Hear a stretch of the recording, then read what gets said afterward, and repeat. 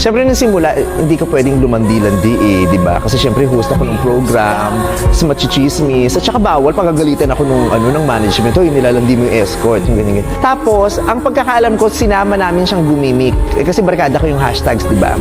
So, alam ko, lumabas kami nila Kid, nila Ronnie, nila Zeus, tas inaya namin siya. Nagiging regular na namin siya kasama sa gimmick. So, nagiging, kagrupo na namin siya. Tas nilalandi-landi ko siya. Kasi di ba nilalandi ko siya sa show? Minsan, itinatawid ko kahit tapos na yung show.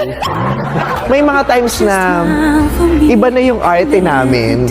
Yung nagdedire-diretso nga, yung kahit tapos na yung show, parang ganun pa rin. Hanggang sa isang beses, sinabi niya na kila Wilbert, sa mga hashtags kila Ronnie na parang nalulungkot daw siya kasi hindi niya malaman kung naglalaro lang kami o totoo na. Ayaw niyong mag-assume na. Oo.